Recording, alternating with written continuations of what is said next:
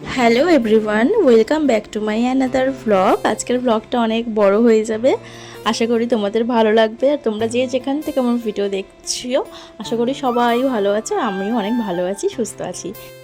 আজ যেখানে যাব, আমার এক বিশেষ বান্ধবীর সাথে প্রায় 8 বছর পর তার সাথে আমার দেখা। সে কারণে আমরা রেডি হচ্ছিলাম, সকাল সকালে যেতে বলেছিল, তাও আমি একটু বেলার দিকে বেরোবো, কারণ আমার বর নাইট ডিউটি করে সকালবেলায় এসছে। আর আজকে যার জন্য বিশেষ করে যাওয়া, তার জন্য একটা ছোট্ট উপহার আমার তরফ থেকে। আজকে আমি যে শাড়িটাও পরে যাচ্ছি, এটা আমার দিদির একটা শাড়ি। শাড়িটা আমার খুব ভালো লাগে। দিদি বললো এই শাড়িটা তুমি আজকে পরে যাও। আমি তারপর রেডি হচ্ছিলাম। আমার বান্ধবী যার সাথে আমি দেখা করতে যাচ্ছি, তার নাম প্রিয়াঙ্কা। তার সাথে আমি সুভাষগ্রামে একই স্কুলে পড়াশোনা করেছি, মাধ্যমিক পরীক্ষা দিয়েছি। তারপর থেকে তার সাথে এক দিনের জন্য দেখা হয়নি। সেই 2018-তে মাধ্যমিক দিয়েছি, আর এটা 2026 সাল পড়ে গেছে। আমার বর আমাকে বলে গেছিলো রেডি হও, আমি 2 মিনিটে আসছি, এসে রেডি হচ্ছি। তো আমি রেডি হয়ে আধা ঘন্টা হয়ে গেছিলো। তারপর আমার বরের উদয় হলো। এই যে আমার বর গামছা গায়ে দিয়ে বাইরে ঘুরে বেড়াচ্ছিল। আমি বলছি 2 মিনিট বলে গেলে তো 1 ঘন্টা পর এলে। এখানে আমি ওকে নিয়ে খুব হাসাহাসি করছি যে এরকম কেন করো, তুমি মিথ্যা কথা কেন বললে যে 2 মিনিট পর আসছো। এই যে আমি কখন থেকে শাড়ি পরে আছি, আবার গরম লাগছে। তারপর ও রেডি হতে গেল। আজকে ওর জন্য একটা আমি শার্ট বের করে রেখেছিলাম, কারণ আমাকে আগের দিন বলেছিল যে শার্ট পরে যাবে, কিন্তু হঠাৎ তারপর আমাকে বলছে যে না, আমার একটা হলুদ পাঞ্জাবি আছে, সেটা বের করে দাও। আমি তো বেশ অবাক হয়ে গেলাম যে বাবা, ও পাঞ্জাবি পরতে চাইছে গরমের সময়, কারণ আমার বরের গরম একদমই পছন্দ নয়, সহ্যই হয় না, ওর খুব ঘাম হয়, কষ্ট হয় গরমে। তো ও বললো বের করে দাও। তো আমি তারপর ওকে বলছিলাম যে ভালোই লাগছে। আর এই পাঞ্জাবিটা কিন্তু আমাদের রিসেপশনের পাঞ্জাবি, ও স্পেশালি বানিয়েছিল ওর জন্য। আর আমার ছেলে তো ফার্স্ট একটা শার্ট আর প্যান্ট পরেছিল, তারপর দিদি বলছে যে বাবার মতো হলুদ পাঞ্জাবি পরে যাও, ভালো লাগবে। তো দিদি আবার ওকে রেডি করে দিচ্ছিলো। আর কোথাও যাওয়ার সময় আমার দিদি ওকে রেডি করে দেয়। আর আমরা আজকে আমার বরের রিক্সা করেই চলে যাব, কারণ আমাদের বাড়ি নরেন্দ্রপুরে, আর আমার বান্ধবীর বাড়ি হচ্ছে কি যে সোনারপুরে। তো গাড়ি করে যাওয়াটা আমার মনে হচ্ছে ভালো হবে। তো সে কারণে আমার বর গাড়ি নিয়েই গেছে, কারণ সোনারপুরের তো কাছাকাছি ওদের বাড়িটা নয়, একটু ভেতরের দিকে আছে। আর আমাদের সোনারপুরের এই যে রাস্তাটা হচ্ছে ভৌমিক পার্কের রাস্তা, তো ওখানে অনেকক্ষণ ধরে আস্তে আস্তে যেতে হয়েছে। তারপর আমরা বেশ গল্প করতে করতে 3 জনে যাচ্ছি। আর আমার ছেলে কোথাও যাওয়ার সময় খুব মজা পায়, আনন্দ পায়, ও বুঝতে পারে যে কোথাও একটা যাচ্ছি। যেতে যেতে একটা দিদা আমাদের গাড়িতে ওঠে। দিদাটা একটা দোকানে যাবে বলছিল, তো আমার বড় নিয়েছিল। আর দিদাটা বলছিল আমার কাছে পয়সা নেই, পয়সা আমি দোকানে গিয়ে তারপর দেবো। তো আমার বর ওনার থেকে পয়সা নেয়নি।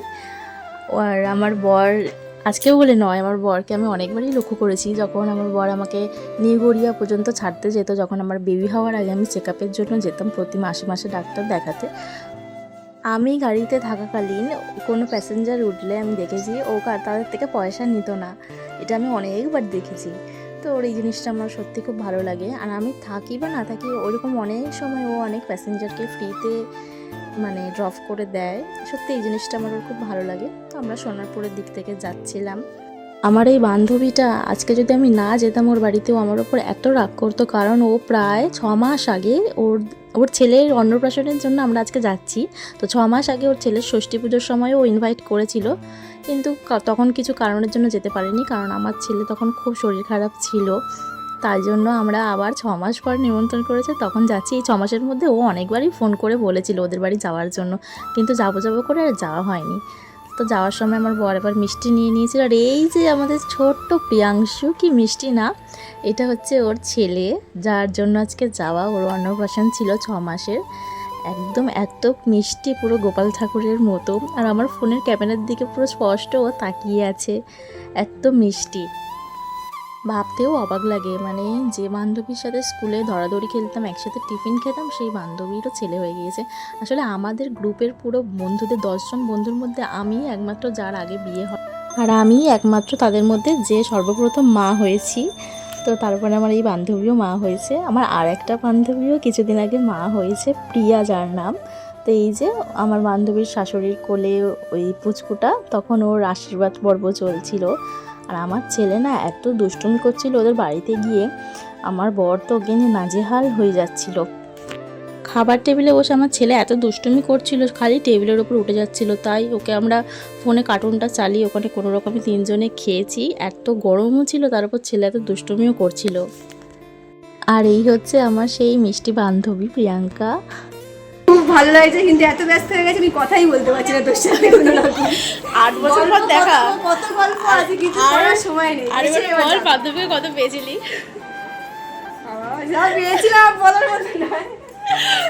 তোকে আমরা শুধু ও সবসময় বলতে আমি 600 পাবো 600 পাবো টার্গেট। কষ্ট পেয়ে গেছি আমি। এটা সোজা গিয়ে যে মানে কাঠের পোলটা পড়ছে না, গিয়ে যে জাগনি ক্লাব করে